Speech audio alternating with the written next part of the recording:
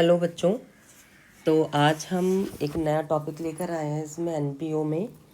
और आज हम करेंगे कि हम अगर कोई स्पेसिफिक फ़ंड दिया होगा तो हम इसकी कैलकुलेशन कैसे करेंगे। जैसे कि मैंने आपको पहले ही बताया कि या तो सब्सक्रिप्शन अकाउंट या फिर स्पेसिफिक फ़ंड से रिलेटेड एक क्वेश्चन आ सकता है। दोनों में चॉइस हो सकती है। 3 मार्क्स का कोई भी क्वेश्चन आ सकता है। तो ऐसा क्वेश्चन आने के पूरे पूरे चांसेस हैं, जैसे कि आपको स्क्रीन पर दिख रहा है। और उसकी जहाँ से भी इस टाइप के क्वेश्चन मिले उनकी वहीं से प्रैक्टिस कर लीजिए, क्योंकि ऐसा क्वेश्चन आने के पूरे चांसेस हैं। आता है ये क्वेश्चन पेपर में।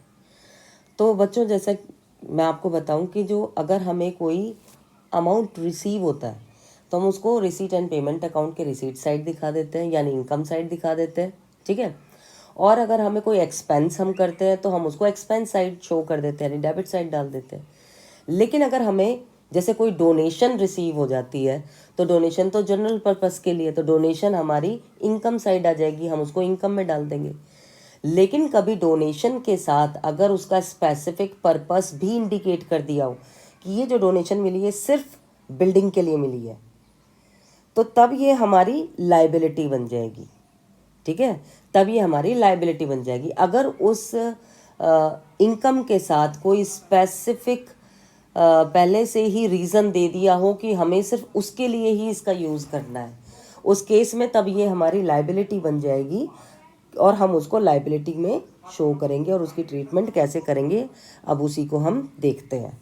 तो देखो बच्चों कि सबसे पहले हमें जो फर्स्ट इसका पार्ट दिया हुआ है, पहले तो क्वेश्चन पढ़ लेते हैं। देखो ज़रा क्या लिखा है क्वेश्चन में कि how would you treat the following item in financial statement of a non for profit organization. तो नॉन फॉर प्रॉफिट ऑर्गेनाइजेशन की जो फाइनेंशियल स्टेटमेंट्स हैं उसके अंदर आप इसको कैसे शो करोगे। जिसमें सबसे पहले दिया हुआ है फर्स्ट नंबर पे टूर्नामेंट फ़ंड। अगर टूर्नामेंट फ़ंड हमारे हों, एक्सपेंसेस दिए हों और इसके बाद रिसीट्स फ्रॉम टूर्नामेंट भी दिया हो, तो बच्चों यहाँ पर आप देख सकते हो ये फ़ंड दिया हुआ है और जिसका स्पेसिफिक ऑब्जेक्टिव भी दिया हुआ है कि किसके लिए मिला है, टूर्नामेंट खिलाने के लिए।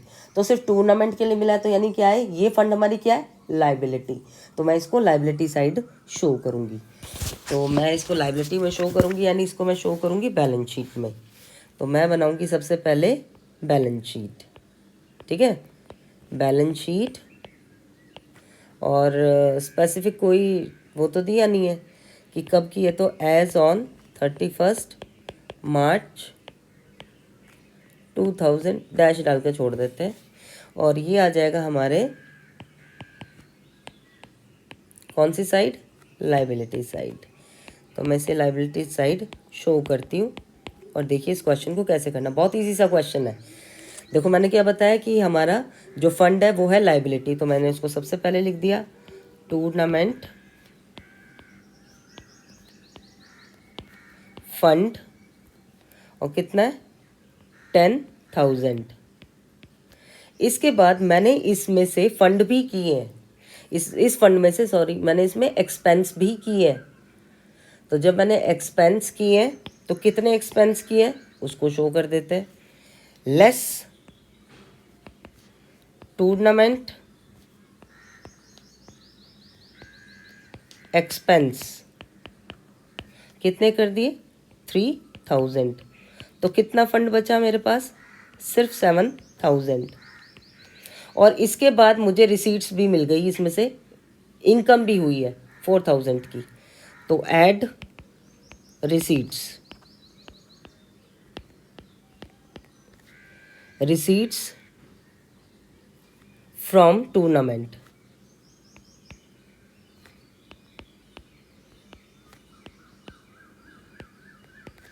तो कितनी हो गई वो, 4,000। तो मेरा टोटल कितना आ गया, 11,000। बस कितना इजी सा क्वेश्चन था। ठीक है, इसके बाद देखो हम नेक्स्ट देखते हैं। मेरा फर्स्ट पार्ट हुआ कंप्लीट, ये मैंने किया फर्स्ट पार्ट। अब आ जाते हैं हम सेकंड पार्ट पर। सेकंड में सिर्फ बिलियर्ड मैच एक्सपेंस दिए 1,500, सिर्फ एक्सपेंस, फंड नहीं है। ठीक है, सिर्फ एक्सपेंस है। तो एक्सपेंस को हम कहाँ शो करेंगे, इनकम एंड एक्सपेंडिचर अकाउंट में। तो मैं सेकंड को कहाँ शो करूँगी, इनकम एंड एक्सपेंडिचर अकाउंट में। तो मैं इसके लिए क्या करती हूँ, इनकम एंड एक्सपेंडिचर अकाउंट बना लेती हूँ। Income and expenditure account for the year ended 31 March 2000 dash, और यहाँ पर आ जाएंगी मेरी, ये है मेरा expenditure side amount, credit side मेरी इनकम अमाउंट क्रेडिट, और ये डेबिट। फॉर्मेट एकदम पूरा शो करना बच्चों, क्योंकि जब एक ही चीज़ पूछी जाएगी तो हर एक फॉर्मेट के पूरे नंबर भी होंगे। और यहाँ पर सिर्फ बिलियर्ड मैच एक्सपेंस दिए, तो एक्सपेंस नाम से ही पता लग रहा है एक्सपेंडिचर साइड आ जाएंगे। 2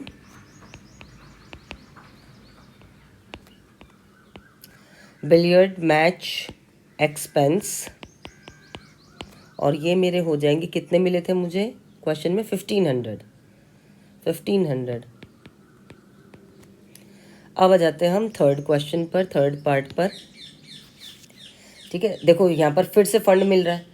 फंड मिलेगा वो भी प्राइज फंड, यानी कोई फंड मिला है और उसके साथ उसका काम भी दे दिया है कि इस फंड का यूज़ सिर्फ प्राइज में करना है, यानी ये क्या बन गई मेरी लाइबिलिटी। और लाइबिलिटी बनते ही इसको हम कहाँ शो करेंगे, बैलेंस शीट में लाइबिलिटी साइड। ये फंड मिल गया। इसके बाद इस पर इंटरेस्ट भी मिला है, interest on prize fund investment 500 रुपये। इसके बाद हमने प्राइजेस पेड किए हैं 1000, प्राइज फंड इन्वेस्टमेंट कर दी हमने 4000 की। ठीक है, बिल्कुल सही।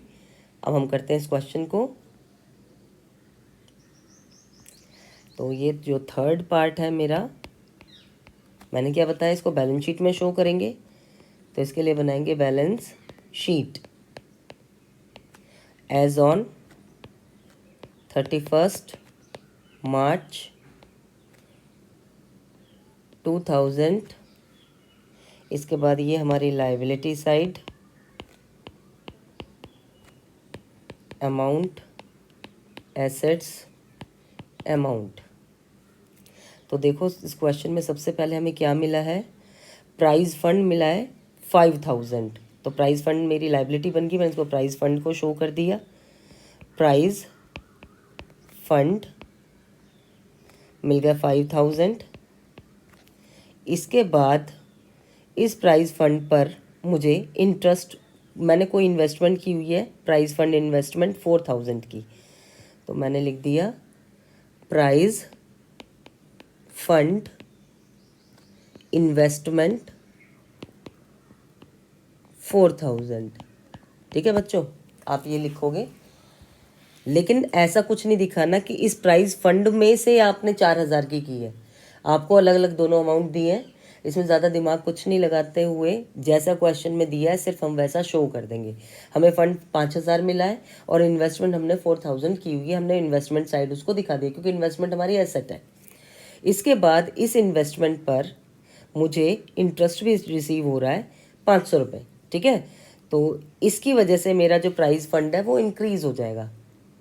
तो इन्वेस्टमेंट पे जो इंटरेस्ट है हम उसको ऐड करेंगे, ऐड इंटरेस्ट रिसीव्ड